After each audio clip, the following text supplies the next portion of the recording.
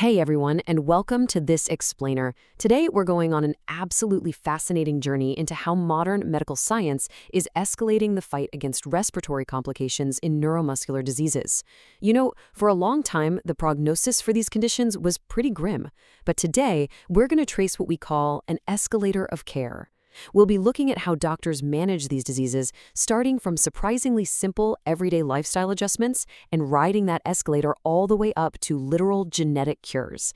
It's a total masterclass in medical innovation, and I am so excited to share it with you all today. Okay, let's dive into our roadmap for today. We're going to start with the breathing challenge, then look at simple lifestyle interventions. After that, mechanical breathing and clearing, move on to surgical diaphragm solutions, and finally, wrap things up with the precision medicine revolution. All right, let's kick things off with Section 1, the breathing challenge. We really need to establish our baseline here. To really understand the solutions, we first got to know exactly what we're up against when the nervous system just stops communicating with our breathing muscles. Now, neuromuscular diseases, things like ALS or muscular dystrophy, they're a broad group.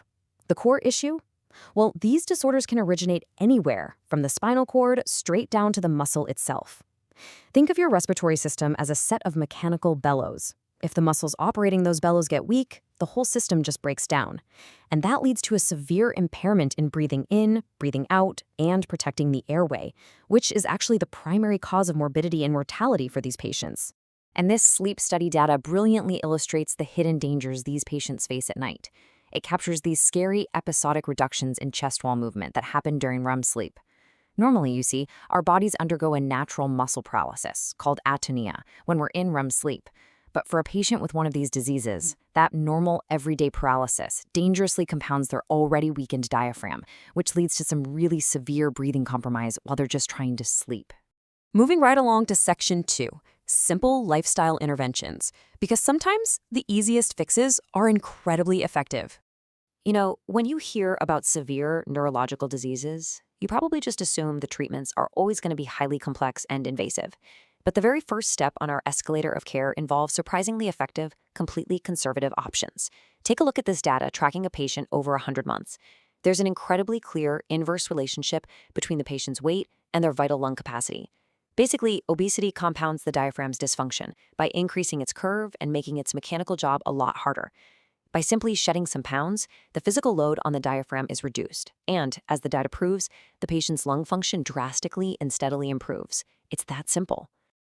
Here's another simple yet totally fascinating intervention, and this one just relies on gravity. The sleep study data here highlights a concept called trypopnea. So, in cases of unilateral diaphragm impairment, meaning one side of the diaphragm is weaker than the other, patients can actually experience massive oxygen desaturation just by lying on one specific side.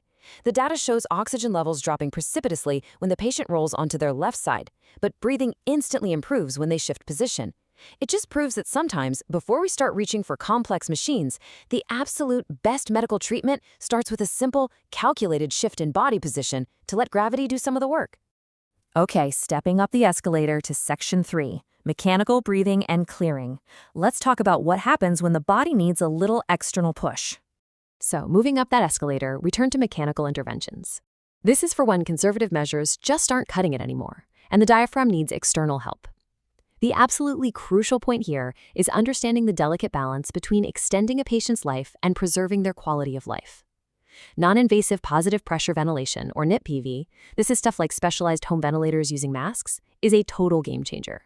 It's a frontline tool that massively improves survival, sleep, and overall quality of life. On the flip side, invasive ventilation through a tracheostomy can definitely extend survival even further for those with profound weakness. But we have to be honest, it carries a very heavy clinical toll. It often leads to a reduced quality of life for the patient and can cause severe caregiver burnout. But hey, getting air in is really only half the battle, right? Getting secretions out is just as critical. To have an effective human cough, you need 3 specific steps: a deep inspiratory phase, a compressive phase where your airway closes to build up pressure, and then an explosive expiratory phase. The problem is, many of these diseases cause something called bulbar dysfunction, which is weakness in the muscles of the throat. That makes the crucial compressive phase literally impossible. Without being able to build that pressure, patients just cannot clear their airway without mechanical assistance, like manually assisted coughs or machines that simulate a cough for them.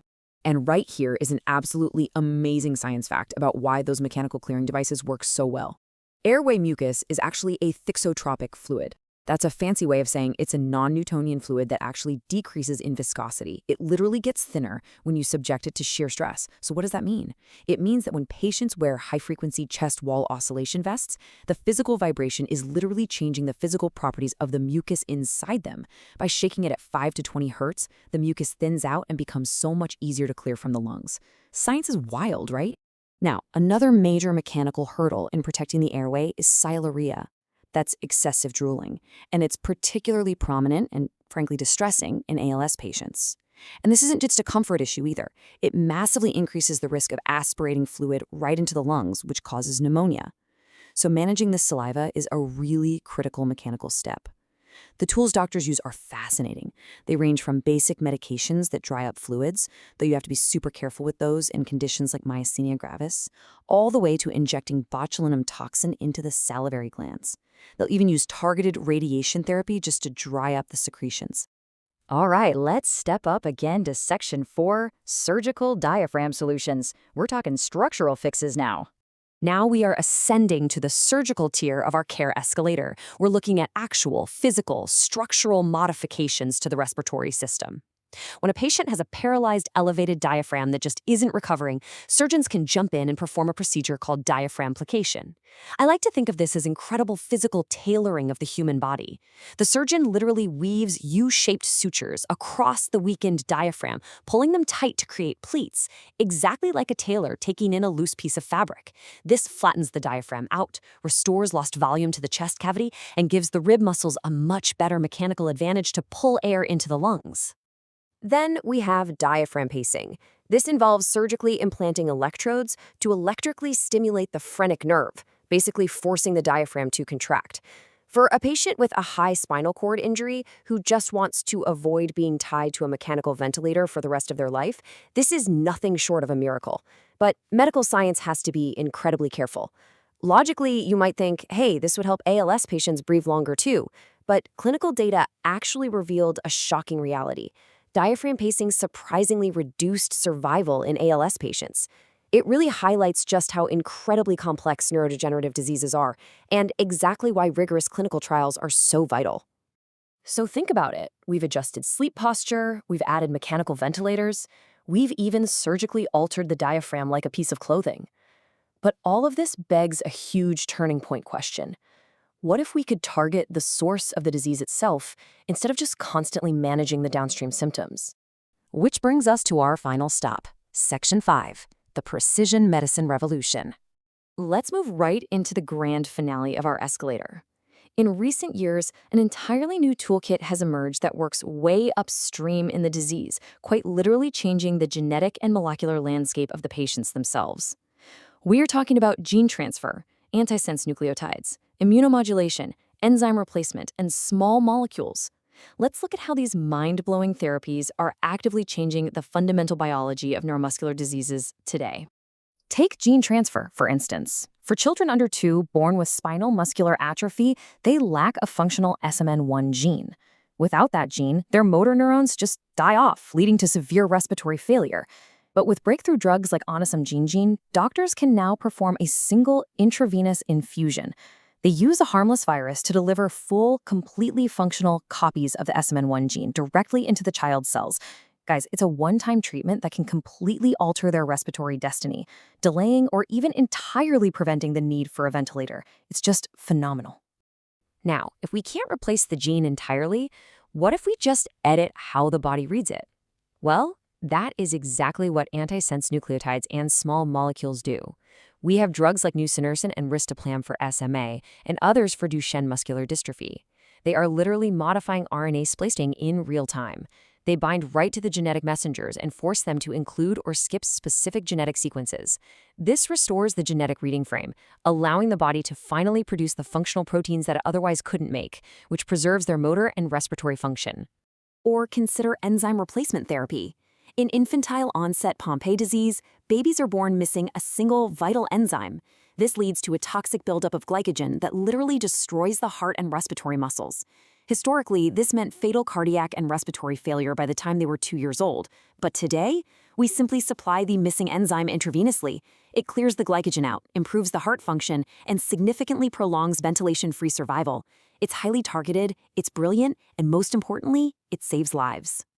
And that leaves us with an incredibly inspiring thought. I mean, look how far we've climbed on this escalator. We went from adjusting our sleep posture to literally rewriting our cellular code. With precision medicine advancing so rapidly and targeting the very molecular roots of these neuromuscular diseases, how close are we to turning these devastating progressive diseases into entirely reversible ones? It's a thrilling frontier of medical innovation, and honestly, it leaves me deeply hopeful for the future. Thank you so much for joining me on this explainer, and as always, keep learning.